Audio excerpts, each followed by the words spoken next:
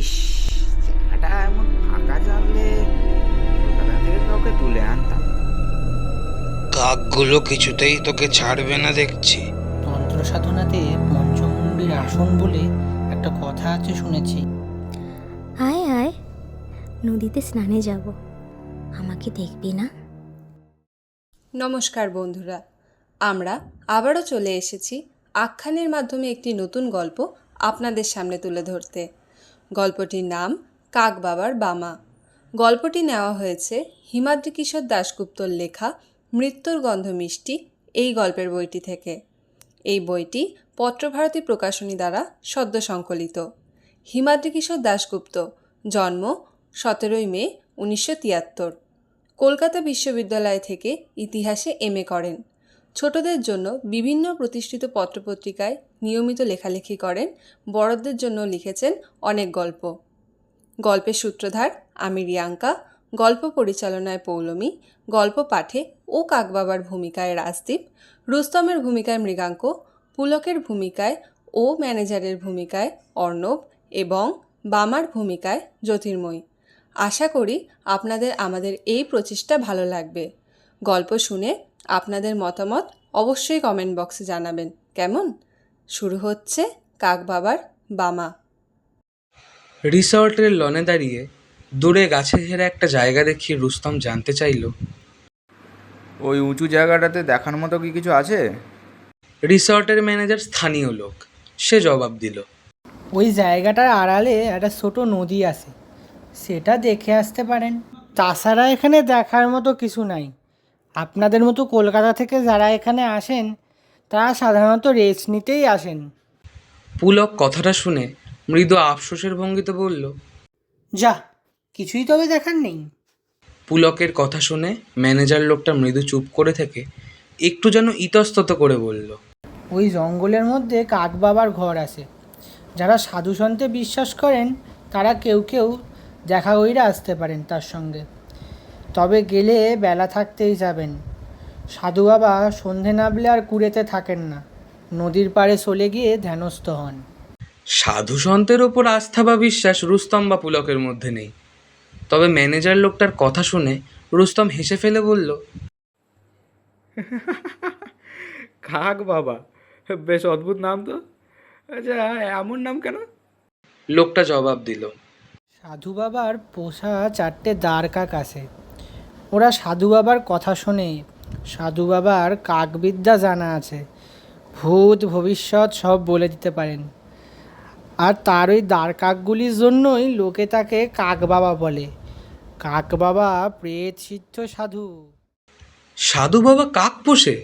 এই কথাটা শুনে এবার রুস্তম আর পুলক একসঙ্গে হেসে ফেললো। দেখে লোকটা সম্ভবত অনুমান করলো যে সাধু টাধুদের সম্পর্কে এই শহরে লোকদূরের কোনো বিশ্বাস নেই। এই ব্যাপারটা তাদের কাছে বলা তার ঠিক হয়নি। কাজেই সাধু বাবার প্রসঙ্গে আর কথা না বাড়িয়ে লোকটা বলল, এবার আমি যাই স্যার, আপনাদের জন্য দুপুরের খাবারের ব্যবস্থা করতে হবে। এই বলে রিসর্টের ভিতরে চলে গেল লোকটা। পুলক গত রাতে এসে উঠেছে এই রিসর্টে। বেশ কিছুদিন ধরে অফিসের কাজের খুব চাপ যাচ্ছিল। হাঁফিয়ে উঠেছিল পুলক। মনটা ঠিক করতে 1 দিনের জন্য বাইরে ঘুরে আসার, একটু নিরিবিলিতে থাকা প্রয়োজন হয়ে পড়েছিল তার। ইন্টারনেটে এই জায়গাটার হদিশ পেয়ে সোজা কলকাতা থেকে গাড়ি নিয়ে এখানে চলে এসেছে। রুস্তমও এসেছে কলকাতা থেকে গাড়ি নিয়ে। তবে গত রাতে নয়, আজ কাক ভোরে। তাদের দুজনের এই রিসর্টেই আলাপ। দুজনেই তারা সমবয়সী, বয়স 30-এর আশেপাশে। সুতরাং তাদের মধ্যে আলাপও জমে উঠেছিল তাড়াতাড়ি। ঘণ্টা তিনেকের পরিচয়তেই পরস্পরের সম্বোধন আপনি থেকে তুমিতে নেমে এসেছে। তাছাড়া তারা দুজন ছাড়া অন্য কোনো কথা বলারও লোক নেই এখানে। এটা ট্যুরিস্ট সিজন নয়। তাদের দুজনের দুটো ঘর ছাড়া অন্য কোনো কর্মচারীও নেই। ম্যানেজারকেই একা হাতে ম্যানেজার, কুক, গেটম্যান সবার কাজ করতে হচ্ছে। ম্যানেজার লোকটা চলে যাবার পর রুস্তম জনশূন্য রিসর্ট আর চারপাশের ফাঁকা পরিবেশের দিকে তাকিয়ে বলল, ইস, জায়গাটা এমন ফাঁকা জানলে কলকাতা থেকে কাউকে তুলে আনতাম। একবার ভেবেও ছিলাম কথাটা, পরে ভাবলাম না, থাক। আজকাল তো সব জায়গায় সবসময় লোকজন থাকে, হয়তো চেনা কোনো লোকের মুখে পড়ে যাব, তখন বিপদ। রুস্তমের কথাটা পুরোপুরি বুঝতে না পেরে পুলক বলল, কাকে তুলে আনতে? পুলকের কথার জবাবে রুস্তম তার গলার মোটা সোনার চেনটাতে হাত বোলাতে বোলাতে কোনো রাগ ঢাক না করেই বলল, কোনো মেয়েকে। গতকাল রাতে যখন এখানে আসছি তখন মাঝরাতে হাইওয়ের গায়ে একটা ধাবায় গাড়ি থামিয়েছিলাম চা খাওয়ার জন্য। সেখানে একটা মেয়েকে দাঁড়িয়ে থাকতে দেখেছিলাম ট্রাক ড্রাইভার খদ্দের ধরার আশায়। বললে সে নিশ্চয়ই এখানে আসতে রাজি হয়ে যেত। ফেরার সময় আবার তাকে জায়গা মতো নামিয়ে দিতাম। রুস্তমের কথা শুনে একটু অবাক হলো পুলক। আর এই ব্যাপারটা সম্ভবত ধরতে পেরেই এরপর রুস্তম বলল, দেখ ভাই, জীবন সম্পর্কে আমার ধারণা খুব স্পষ্ট। পরলোকে বিশ্বাস নেই, তাই পাপের ভয় নেই। আমি শুধু ইহলোকে বিশ্বাসী, তাই যতক্ষণ বেঁচে আছি ততক্ষণ জীবনটাকে চেটেপুটে উপভোগ করতে চাই। জীবনের তো কোনো নিশ্চয়তা নেই, কখন কি হয় কে বলতে পারে। এই যে আমার বাঁ পাটা একটু খুঁত হয়ে গেল, আমাকে খুঁড়িয়ে হাঁটতে হচ্ছে কেন জানো? চাঁদনির মোড়ে দাঁড়িয়ে আছি, হঠাৎ একটা ট্যাক্সি রাস্তা ছেড়ে ফুটপাতে উঠে এসে আমার পায়ের পাতা মারিয়ে চলে গেল। আর একটু হলেই তো সব শেষ হয়ে যাচ্ছিল। এই ধরো কাল যে আমার জীবনে আবার মৃত্যু হানা দেবে না, সে কথা কে বলতে পারে? তখন আমার এত বড় ইলেকট্রনিক্স গুডসের ব্যবসা, ব্যাংকে জমানো এত টাকা কোনো কাজে আসবে? আসবে না। বিয়ে থা করিনি, বাপ মাও কোনকালে উপরে চলে গিয়েছেন, একা মানুষ, তাই যতক্ষণ বেঁচে। এক টানা কথাগুলো বলে থামল রুস্তম। পুলক সংক্ষিপ্ত জবাব দিল। বুঝলাম। রুস্তমের পর দূরের গাছে ঘেরা জায়গাটার দিকে তাকিয়ে বলল, ঘরে বসে আর কি করব? সঙ্গে বোতল আছে বটে, তবে আমি দিনের বেলা মদ খাই না। তার থেকে চলো না ওই জায়গাটা থেকে ঘুরে আসা যাক। পুলক বলল। ওই জঙ্গলে তো গাড়ি যাবে না, তোমার হাঁটতে সমস্যা হবে না? রুস্তম বলল, না, তেমন কিছু হবে না। তাছাড়া ডাক্তারের পরামর্শ মতো আমাকে প্রতিদিন নিয়মিত হাঁটতে হয়। অপারেশনের পর যাতে পায়ের পেশিগুলো ঠিক হয় তার জন্য। ওই হাঁটার জন্যই তো 6 মাসে পাটা মোটামুটি অনেকটাই ঠিক হয়ে এসছে। পুলক আর রুস্তম এরপর বেরিয়ে পড়ল রিসর্ট থেকে। ধীরে ধীরে হাঁটতে হাঁটতে গাছে ঘেরা সেই জায়গাটাতে পৌঁছে গেল দুজন। একটা পায়ে চলা পথ এগিয়েছে ভিতর দিকে। তারা অনুমান করলো এ পথটাই সম্ভবত গাছগুলোর ভিতর দিয়ে এগিয়েছে নদীর পাড়ের দিকে। সেই পথেই প্রবেশ করলো তারা। কিন্তু সেখানে ঢোকার পরই তাদের মনে হলো যেন বাইরের পৃথিবী থেকে বিচ্ছিন্ন হয়ে গেল তারা। চারপাশে কি বিশাল বিশাল সব প্রাচীন গাছ, তাদের ডালপালাগুলো যেন হাত ধরাধরি করে মাথার ওপর পাতার চাদোয়া বিছিয়েছে।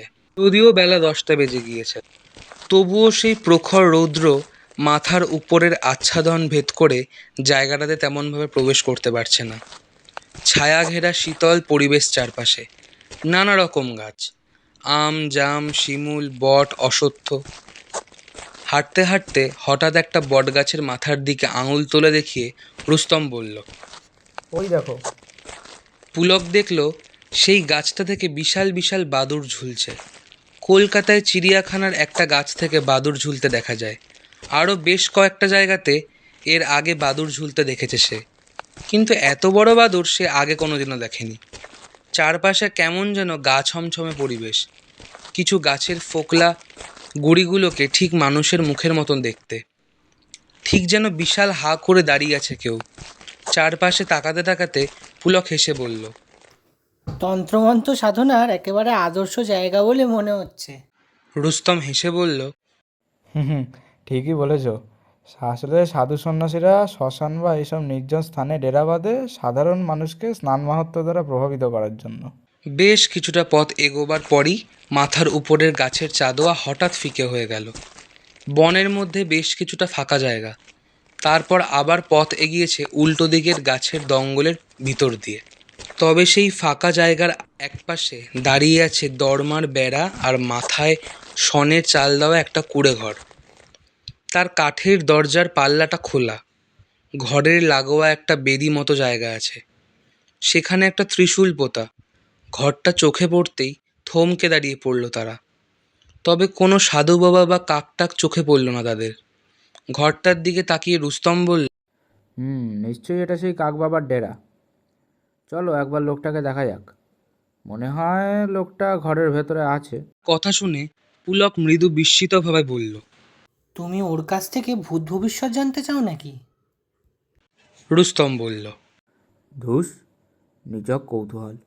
লোকটাকে আর তার কাকগুলোকে একবার দেখতে চাই।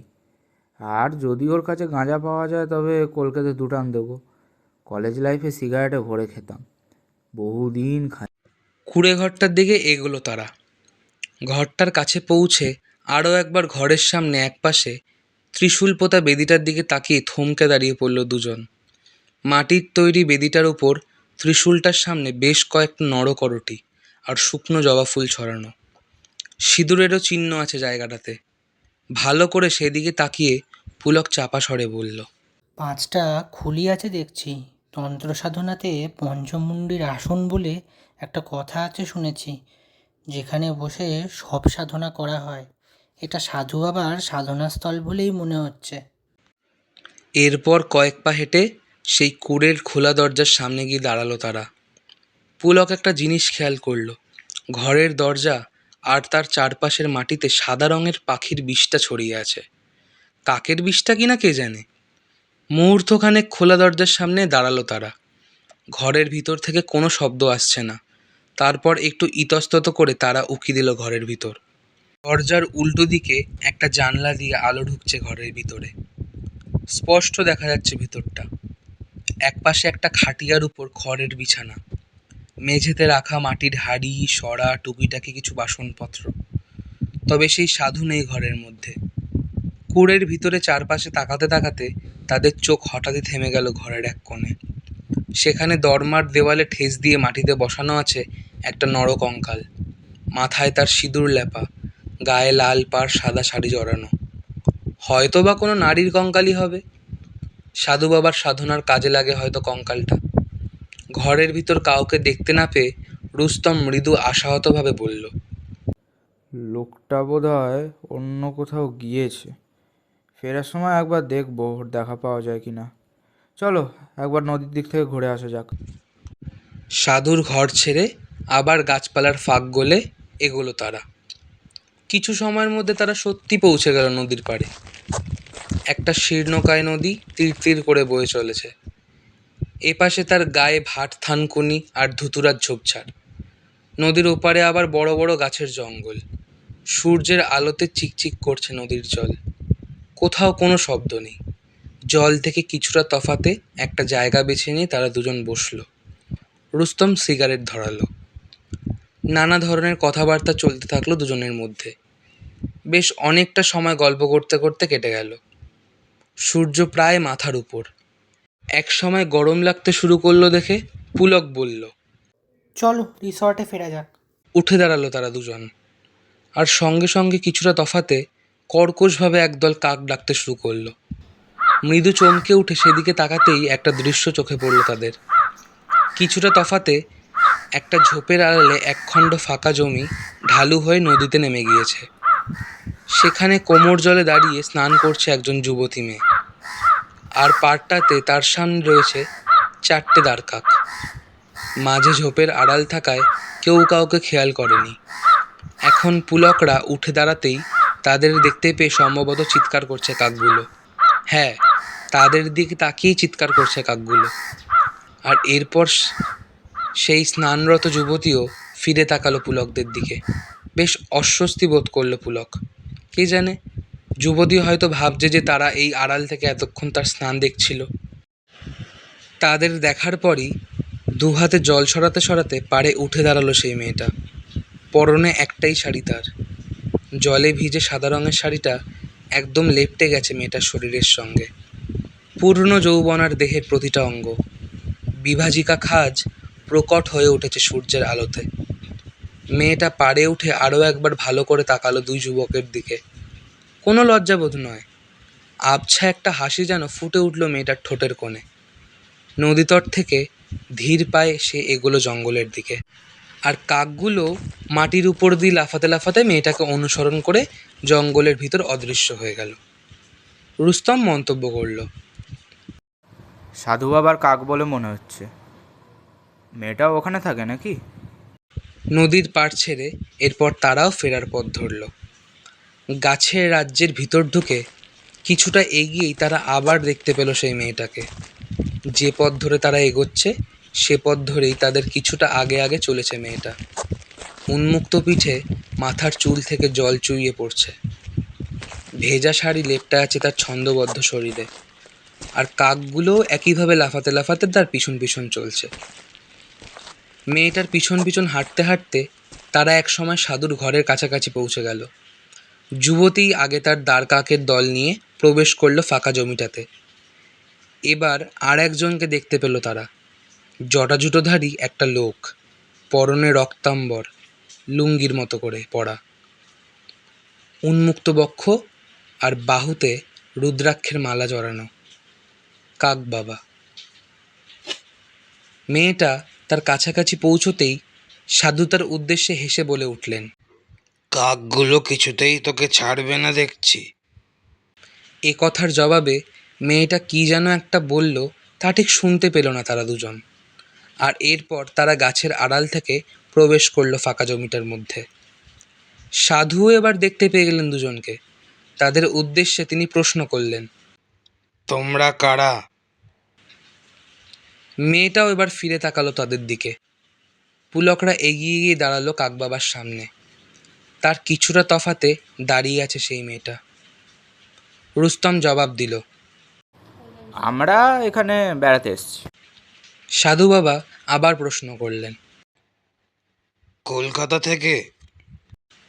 মেয়েটার দিকে চোখ রেখেই রুস্তম জবাব দিল, হ্যাঁ, কলকাতা থেকে। রুস্তমের চোখের দৃষ্টি দেখে সাধু বাবা এবার বুঝতে পারলেন মেয়েটার ভেজা শরীরটাকে দেখছে সে। সাধু মেয়েটার দিকে তাকিয়ে বললেন, যা, তুই ঘরে ঢোক। মেয়েটা তার কথা শুনে চপলভাবে খিলখিল করে হেসে উঠে বলল, ঘরে যাব কেন? গায়ের কাপড়টা আগে শুকিয়ে নি। তার জবাব শুনে সাধু বাবা এরপর ধমকের স্বরেই বললেন,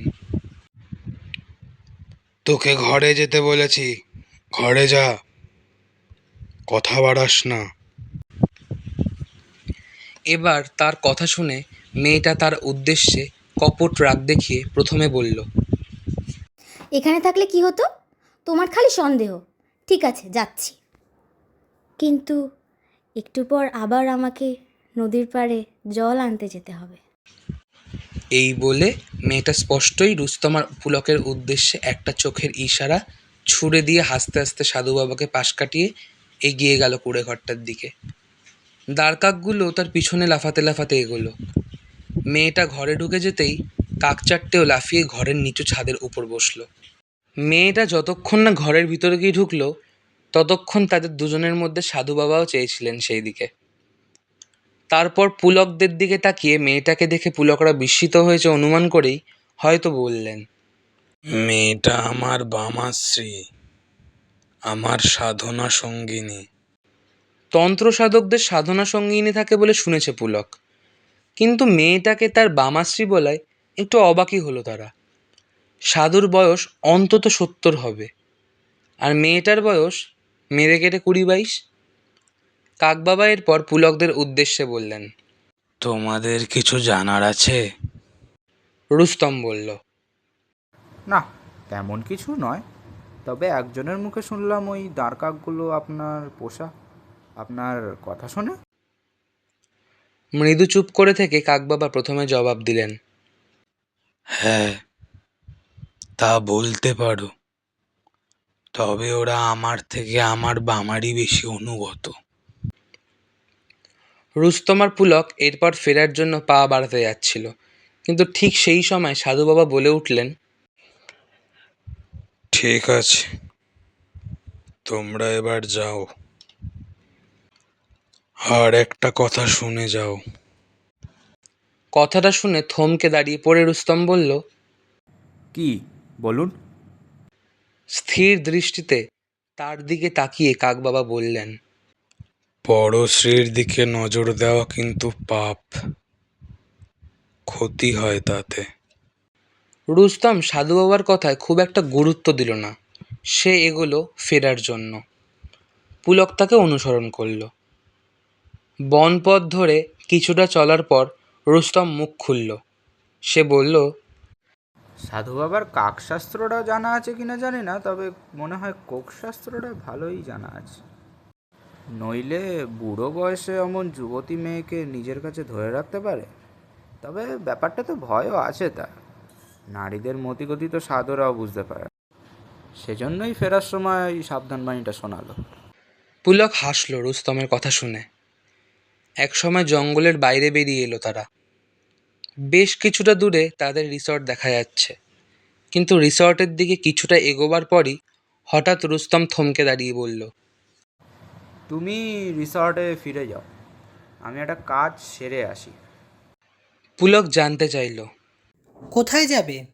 রুস্তম জবাব দিল, দেখি কাজটা করতে পারি কি না, পারলে ফিরে এসে তোমাকে বলবো। অগত্যা পুলক একাই রওনা দিল রিসর্টের দিকে। রিসর্টে ফিরে স্নান খাওয়া সেরে বেলা 2টো নাগাদ বিছানায় শুয়ে পড়েছিল পুলক।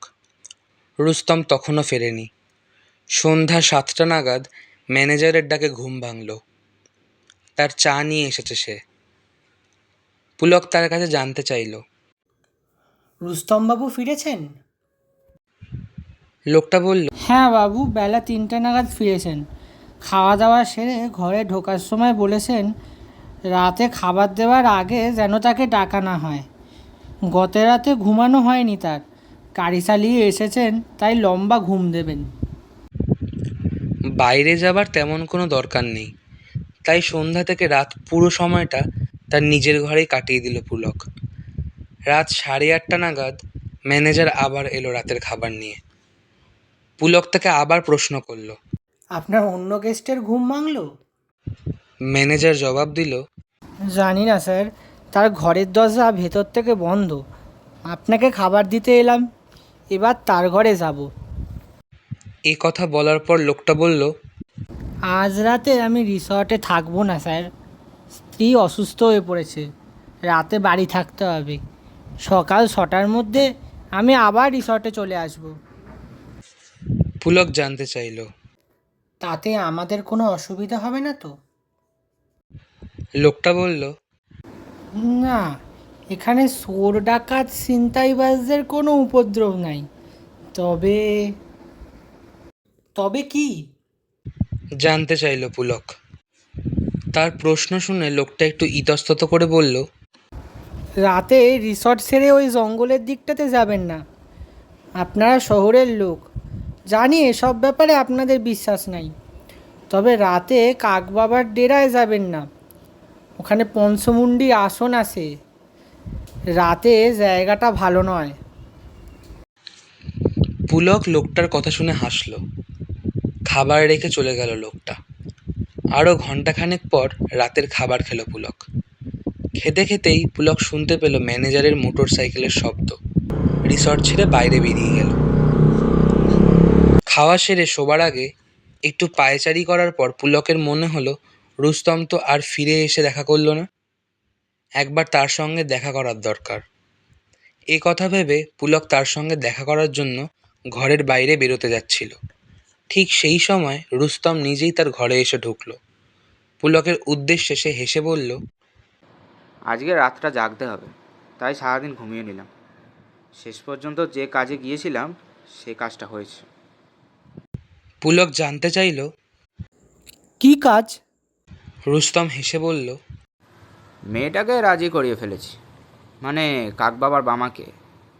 সাধু রাতে কুড়েতে থাকে না, আজ রাতে তার বামার সঙ্গে ওই কুড়ে ঘরে রাত কাটাবো আমি।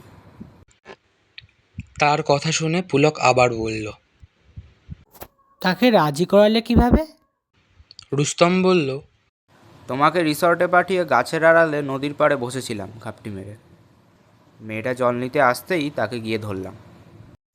রাজি হলো সে, তবে ভুল করে বেরোনোর সময় ঘরের মধ্যে মানিব্যাগটা ফেলে রেখে গেলাম, তাই তাকে রাজি করানোর জন্য গলা থেকে হারটা খুলে দিতে হলো। যদিও ওর দাম অনেক, কিন্তু কি আর করা যাবে বলো, আজকের রাতটাও তো বেশ দামি। পুলক বিস্মিতভাবে বলল। তুমি সত্যি ওখানে যাবে? রুস্তম বলল, হ্যাঁ, তাই তোমাকে জানাতে এলাম। কাল ভোরের আগেই ফিরে আসবো। Good night. এই বলে পুলককে আর কিছু বলার সুযোগ না দিয়ে রুস্তম ঘর ছেড়ে বেরিয়ে গেল। ব্যাপারটা এত বিস্ময়কর লাগলো পুলকের কাছে যে বেশ কিছুক্ষণ পুলক বুঝতে পারল না রুস্তম যা করতে চলেছে তাতে তার বাধা দেওয়া উচিত কিনা। যদিও সে রুস্তমকে বাধা দেওয়ার কেউ নয়, তবুও পুলকের একসময় মনে হলো রুস্তমকে একবার তার নিষেধ করা উচিত ছিল। হয়তো রুস্তম শুনতো তার কথা। সে যা করতে চলেছে তা ঠিক নয়। আর এরপরই তার মনে পড়ল ম্যানেজারের বলে যাওয়া কথাগুলো। যদিও পুলক ভূত প্রেত অপদেবতা বিশ্বাস করে না, তবু অন্য কোনো বিপদও তো ঘটতে পারে। সাপ খোপও তো কামড়াতে পারে। একা চলে গেল ছেলেটা, তার ওপর ছেলেটা স্বাভাবিকভাবে হাঁটাচলা করতে পারে না। ব্যাপারটা নিয়ে একটা অস্থিরতা কাজ করতে লাগলো পুলকের মনে। ঘড়ি দেখল পুলক। রুস্তম চলে যাবার পর 15-20 মিনিট সময় কেটেছে। এখনও হয়তো বেরোলে কুড়েতে পৌঁছাবার আগে তাকে ধরে ফেলা যেতে পারে। একবার চেষ্টা করে দেখাই যাক না তাকে থামানো যায় কিনা। এই কথাটা মনে করে একটু দোনোমনোভাবেই শেষ পর্যন্ত ঘর ছেড়ে বাইরে বেরোলো পুলক। প্রথমে রিসর্টের লনে, তারপর কম্পাউন্ড ত্যাগ করে রিসর্টের বাইরে বেরোলো। আকাশে গোল চাঁদ উঠেছে। ধুলো দূষণহীন জায়গা বলে চাঁদটাকে বেশ বড় দেখাচ্ছে। তার আলো ফটফট করছে চারপাশে। একেই সম্ভবত কাকজ্যোৎস্না বলে। চারপাশে সবকিছু স্পষ্ট দেখা যাচ্ছে। পুলক দ্রুত এগোলো জঙ্গলের দিকে। অর্ধেকটা পথ অতিক্রম করার পর পুলক যেন দেখতে পেল একটা লোক প্রবেশ করলো সেই জঙ্গলের মধ্যে। নিশ্চয়ই রুস্তম হবে। পুলক তার চলার গতি বাড়িয়ে দিল। একসময় সে পৌঁছে গেল জঙ্গলে প্রবেশ করার সেই পথের মুখটাতে। জায়গাটাতে পৌঁছে জঙ্গলে ঢোকার আগে একবার মুহূর্তের জন্য থমকে দাঁড়িয়ে পুলক ভাবল ভিতরে ঢোকা কি তার ঠিক হবে। কিন্তু এর পরক্ষণেই তার মনে হলো, কি আর হবে? রুস্তম যদি সাহস করে রাতে জঙ্গলের ভিতর ঢুকতে পারে, সে তবে পারবে না কেন? পুলক ঢুকে পড়ল জঙ্গলের মধ্যে। জঙ্গলের ভিতর জমে আছে চাপ চাপ অন্ধকার। মাঝে মাঝে শুধু গাছের মাথার উপরে ডালপালার ফাঁক গলে চাঁদের আলো প্রবেশ করছে। সেই আলোতে কিছুটা অনুমানের ওপর ভিত্তি করেই এগোতে লাগলো পুলক। অবশেষে এক সময় সে পৌঁছে গেল সেই ফাঁকা জমিতে। মাথার উপরে গাছের ডালপালার চাঁদোয়া না থাকায় এ জায়গাটাতে চাঁদের আলো ফটফট করছে। বরং বলা যেতে পারে আকাশ থেকে জ্যোৎস্না যেন চুইয়ে নেমে এসেছে এই ছোট্ট ফাঁকা জমিটিতে। হয়তো চারপাশ থেকে অন্ধকার জঙ্গল জায়গাটিকে ঘিরে রেখেছে, ফলেই ফাঁকা জমিটা বেশি আলোকিত মনে হচ্ছে। সব কিছু স্পষ্ট দেখা যাচ্ছে। কাকবাবার পঞ্চমুণ্ডির আসন, তার কুড়ে, এমনকি কুড়ে ঘরের দরজার মাথার উপরের চালের উপরে বসে থাকা দ্বারকাকগুলোকেও স্পষ্ট দেখতে পাচ্ছে। কিন্তু চারিদিক তাকিয়ে রুস্তমকে কোথাও দেখতে পেল না সে। পুলক ভালো করে তাকালো ঘরটার দিকে। দরজার পাল্লাটা খোলা। রুস্তম কি তবে ঘরে ঢুকে পড়েছে? তাহলে তো আর এখন পুলকের কিছু করার নেই। তাকে এবার ফেরার পথ ধরতে হবে। কিন্তু এ কথা ভেবেও ফিরতে পারল না পুলক। চাঁদের আলোতে দাঁড়িয়ে থাকা কুড়ে ঘরের খোলা দরজাটা কেমন যেন আকর্ষণ করতে লাগলো তাকে। কোনো গোপন জৈবিক দৃশ্যের আকর্ষণ, না অন্য কিছুর আকর্ষণ, তা পুলক বুঝতে পারল না। তার মনে হতে লাগলো খোলা দরজাটা যেন তাকে ডাকছে। ফেরার পথ না ধরে কিছুটা সম্মোহিতের মতোই সে ধীর পায়ে এগোতে লাগলো কুড়ে ঘরটার দিকে। ঘরের দরজার সামনে এসে দাঁড়ালো পুলক। দরজার ঠিক মাথার উপরই ষাঁড় বেঁধে 4টে দ্বারকাক বসে আছে।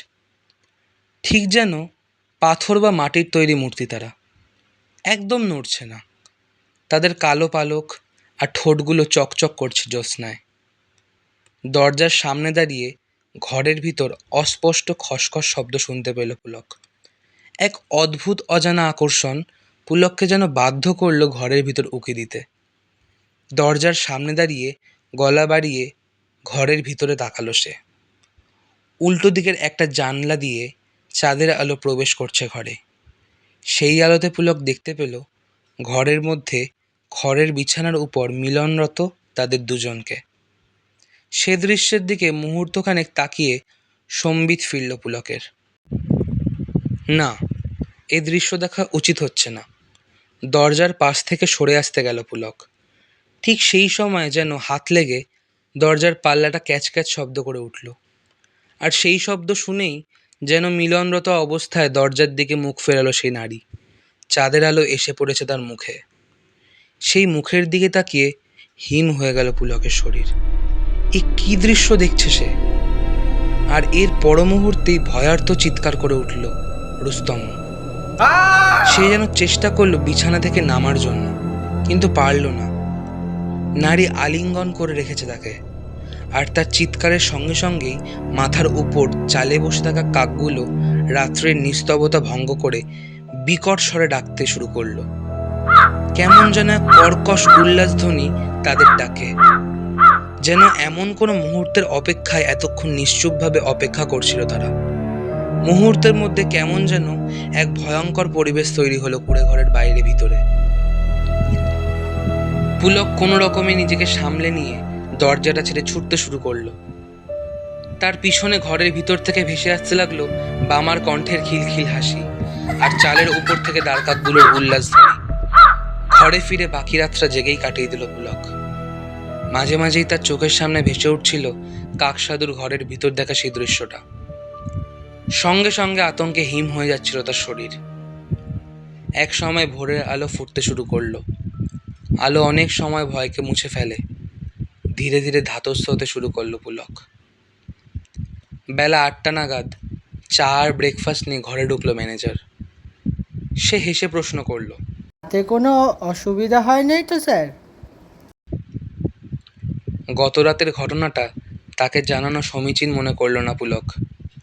হয়তো সে যা দেখেছে সেটা তার মনের ভুল। আবার ঘটনা যদি সত্যি হয়ে থাকে, রুস্তমের যদি সত্যি কোনো দুর্ঘটনা ঘটে থাকে, তবে গতকাল রাতের ঘটনা ম্যানেজারকে জানালে সেও কোনো ঝামেলায় জড়িয়ে যেতে পারে। তাই সে শুধু ম্যানেজারকে প্রশ্ন করলো। রুস্তমবাবু ঘুম থেকে উঠেছেন? ম্যানেজার জবাব দিল, তার ঘরের দরজা তো বন্ধ দেখলাম। মনে হয় তিনি মর্নিং ওয়াকে বেরিয়েছেন বা নদীর থেকে বেড়াতে গেছেন। তার কথা শুনে পুলক বুঝতে পারল যে গতকালের ঘটনা সম্বন্ধে ম্যানেজারের কিছুই জানা নেই। নিশ্চিত বোধ করল সে। আজই পুলকের কলকাতায় ফেরার কথা। তাই এরপর সে ম্যানেজারকে বলল, বিল রেডি করে রাখবেন, 10টার সময় আমি রুম ছেড়ে দেব। আচ্ছা স্যার। বলে ম্যানেজার চলে গেল। বাইরে ঝলমল করতে শুরু করেছে দিনের আলো, আর সেই আলোর দিকে তাকিয়ে থাকতে থাকতে এক সময় তার মনের সব আতঙ্ক উবে গেল। পুলকের মনে হতে লাগলো সে যা দেখেছে সব মিথ্যা। তা কখনোই হতে পারে না। সম্ভবত তা আলো ছায়ার কারসাজি। পরিবেশ পরিস্থিতি অনেক সময় দৃষ্টি বিভ্রম ঘটায়। এক্ষেত্রেও তেমনই কিছু ঘটেছে নিশ্চয়ই। তবুও তার মনটা কেমন যেন খচখচ করতে লাগলো। এক সময় সে সিদ্ধান্ত নিল যে কলকাতায় রওনা হওয়ার আগে একবার কাকবাবার ওখানে যাবে সে। দিনের আলোতে তো আর তার ভয়ের কোনো কারণ নেই। সন্দেহ নিরসন করতে হবে তাকে। বলা যায় না, রুস্তমের সঙ্গে হয়তো দেখাও হয়ে যেতে পারে তার। হয়তো ওদিকেই কোথাও আছে সে, সুস্থ অবস্থাতেই আছে। বামার আকর্ষণ ওখানেই আটকে রেখেছে তাকে। স্নান সেরে বেরোবার জন্য তৈরি হয়ে ঠিক বেলা 10টার সময় ঘর ছাড়ল পুলক। রিসেপশনে গিয়ে রিসর্টের পাওনাগণ্ডা মিটিয়ে সে ম্যানেজারকে প্রশ্ন করল। তিনি ফিরেছেন? ম্যানেজার জবাব দিল, না, ফেরেন নাই। মনে হয় তিনি নদীর দিকে গেছেন। এই সময়টা নদীর পাড় বড় সুন্দর লাগে। তার কথার জবাবে পুলক বলল, তিনি ফিরলে বলবেন আমি কলকাতায় রওনা হয়ে গিয়েছি। লনের এক পাশে দাঁড়িয়ে আছে পুলকের গাড়িটা, আর তার পাশে রুস্তমের গাড়িটাও। পুলক এসে উঠে বসলো তার নিজের গাড়িতে। তারপর গাড়ি স্টার্ট করে রিসর্টের বাইরে বেরিয়ে এলো। চারপাশে ঝলমল করছে রোদ্দুর।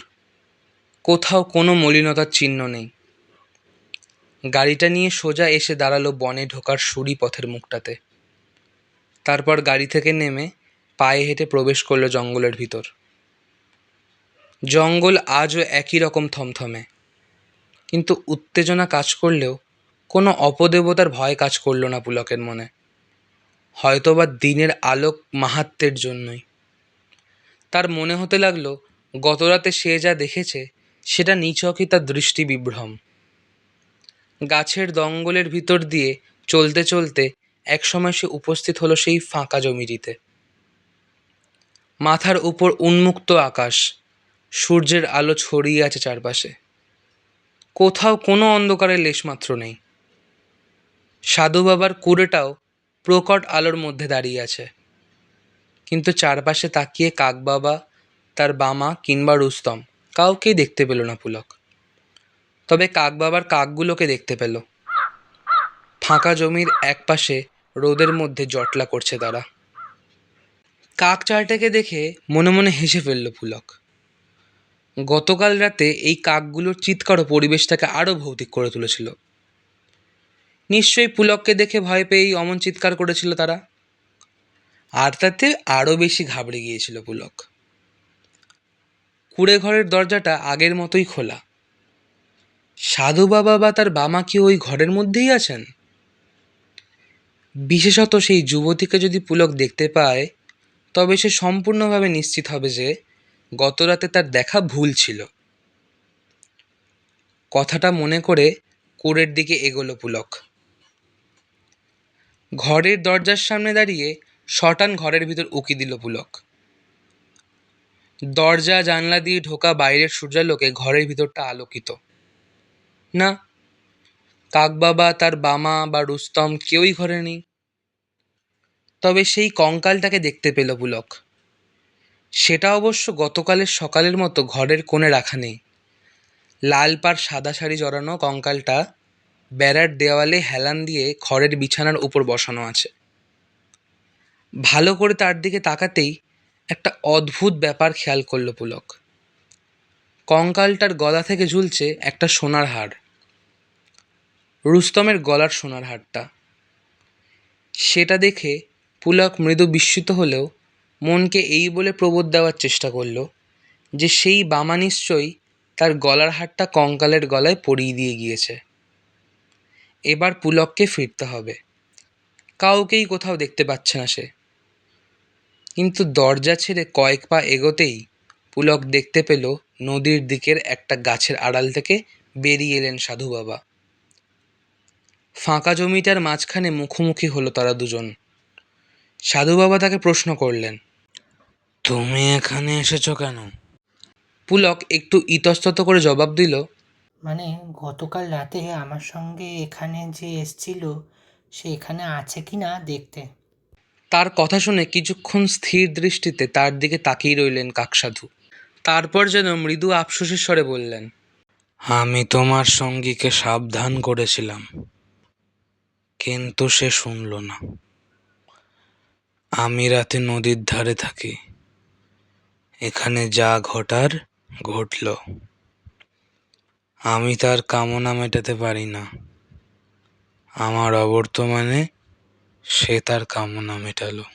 তার কথা শুনে পুলক বিস্মিতভাবে প্রশ্ন করল, কি ঘটলো?